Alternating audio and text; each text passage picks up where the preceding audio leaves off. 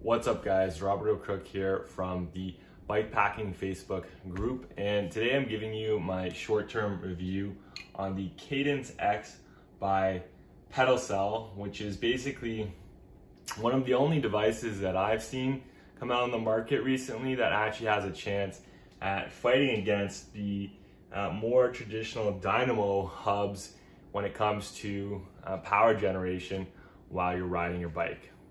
Let's take a look at how this thing works.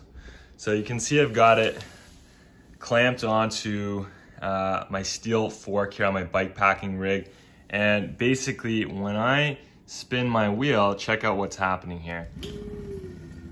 So you can see that little bit there starting to spin, right? So it clamps on right here.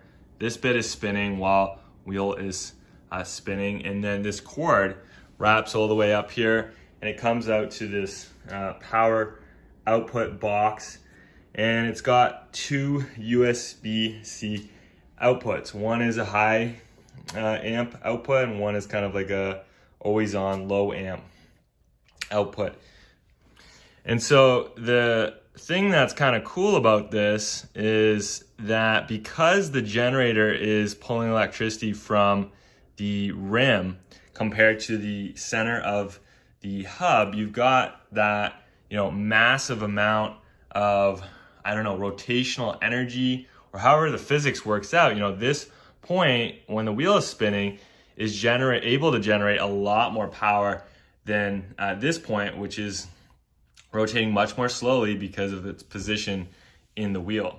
By the way, this is not a sponsored review. So while PedalCell did send me this unit at no cost, I actually send it back when I'm done, and I'm just going to be sharing honestly what I thought about it. I've been an avid biker my whole life. Been getting into bike packing recently and I love it. Been running a regular dynamo hub now for a while and got to see how that works, and got to try out the Cadence X here for a few weeks. So I've got some notes here on what I thought. So basically, this thing's got a huge power output when you're comparing it to a traditional dynamo hub. So what they list on their website is that with the high output port, you're looking at about 2.4 amps out, or about 15 to 20 watts, which is I think somewhere between 3 to 6 times more than what the traditional dynamo hubs are capable of putting out. And that was more or less my experience when using it, is that the charging speed was much faster. And I did a little test, and over 32 minutes of riding at kind of just flat ground around 15 to 20 kilometers an hour, just a very steady, slow pace kind of, with a lot of stopping and starting because I was in a city. I was able to charge up my iPhone 11 about 16%, which is significantly more than what I could do with the dynamo hub. So it's got an absolutely much bigger power output. So that's really cool. One con is that it takes about 30 to 60 seconds for it to kind of get the power flowing through its system before it starts charging your phone. It doesn't have any batteries in it, but it does have what they call super capacitors. So the power is kind of going in, it needs to fill it up before it can pass it through to your phone. And that is taking 30 to 60 seconds. If you're letting it kind of fully stop, you're stopping the bike for more than a minute or so.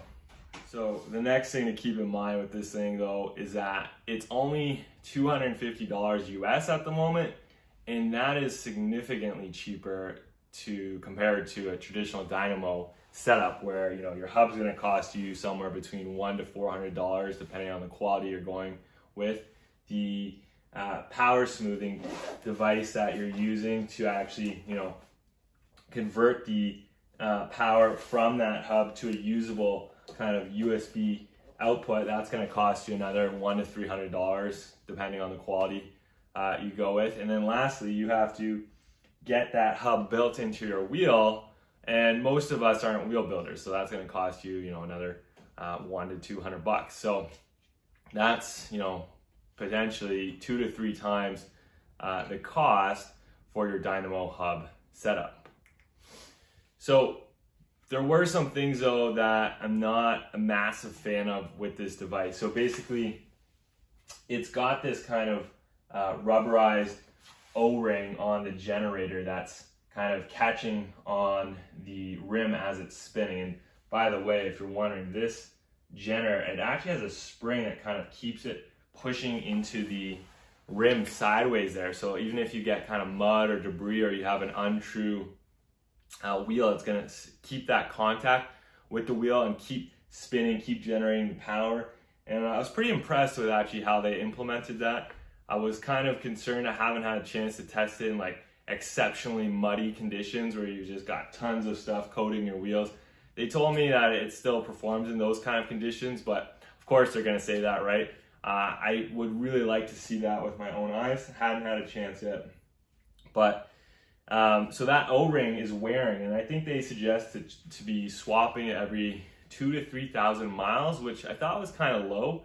I think that's their just suggestion. From the way I can see how it works, like this thing will keep working until you literally destroy it. So I imagine it might actually last quite a bit longer potentially, but that is one thing to consider. You'd have to bring extra O-rings with you if you're going on, some major trips. As well, this thing is not compatible with existing dynamo headlight and taillights, so that's another kind of factor you have to keep in mind if you're switching from a dynamo setup to this thing. Of course, it's externally mounted here, and I'm very impressed actually with the build quality and how they've done it. It just works is basically what I would say. I haven't had the chance to test it long term, but my expectation is it's not going to be as reliable and durable and kind of bulletproof as a hub mounted, a dynamo hub there. But it is well done. And the other thing that I wasn't able to test and I'm not quite sure about is if there was any output available at low speeds, because what I noticed with my dynamo hub setup is even if I'm like really going slow, if it was night, I'm still going to be getting just a little bit of output out of my headlight, just enough to keep me from kind of crashing off the road. And if this isn't able to kind of output anything at those really slow speeds, around 5 kilometers an hour, let's say, and you've totally already, used your iPhone light that day and your power bank if you're using it, and you could potentially be blind in a situation where you need a little bit of light. Now, sounds like it wouldn't be happening very often if you had this device because of the amount of power you're generating, but it is something to keep in mind. So with all of this in mind, I think basically I was trying to get to the end of this video and say, who is this for and who is this not for? I think that the Cadence X is going to be a great choice for people who are going on shorter, same country trips, who are not going on, ultra long distance, multi-country kind of expeditions. It's for people who want something to generate power at a lower price than a dynamo hub setup. It's for people who need a lot of power. That's the biggest thing I think, is that if you're someone who's doing, drone photography or professional videography on your bicycle, which I guess lots of people are doing that nowadays, I kind of feel like I'm on my bicycle to escape that stuff. But if you, for some reason, need a huge power output, the dynamo hub can just, not even if you had, I don't think, 2 dynamo hubs, it can't compare to the output of this thing. And so this is going to be, it is now the leader for output in situations where you need that power. Again, so if you're going on those huge cross-country journeys or dangerous expedition kind of stuff where you just need the most bulletproof, reliable kind of setup and gear, then the dynamo hub is still the winner in my mind. Now, that being said, I haven't had the chance to long-term test it.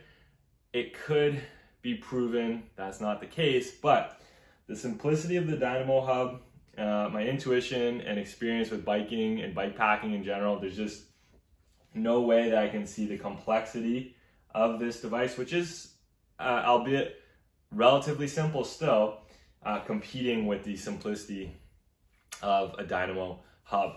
So at the end of the day, would I recommend Cadence X to someone? I think if you kind of are falling to this group of people I've mentioned now, where you're not going on these insane journeys, where there's life and death, or thousands of miles in countries, then I think it's a great device. It's really impressive. It's innovative. It's new, and that's awesome for those people. If you need the most bulletproof thing available, I think dynamo hubs are still where you want to be at for now. But we do need a long-term test to happen. So maybe PedalCell, they'll hook me up with the chance to do that. And so if you have any questions about the Cadence X, please feel free to drop them in the video comments, and I'll do my best to answer them for you. I'll also leave a link to the spot where you can go check out their product page, and you can buy one if you want one, or just see the detailed specs that they've included for how this thing works. One of the things that excites me most though about a device like this is that this is pretty much their V1 production ready version of the product. And I think the science of using the power generated from the outside of the rim versus the inside of the rim makes a lot more sense. But I guess what I want to see in the long term is, can they make this, this whole package way more compact, and by doing so potentially make it that much more reliable, that much more bulletproof, get more user experience with this thing, improve that O-ring design, make it invincible, you don't need to replace it, that'd be cool. What can they do to kind of just keep taking this further and further? Because the V1, it clearly is a winner in many areas. In some of those areas it's not beating the dynamo hub. Future improvements to this kind of style of device might make it, catch up and even exceed the dynamo hub, and that's freaking cool. So shout out to PedalCell and their team for making such an interesting device. Hope this short-term review was helpful for you, and thanks for watching. My name's Robert O'Crook. Thank you.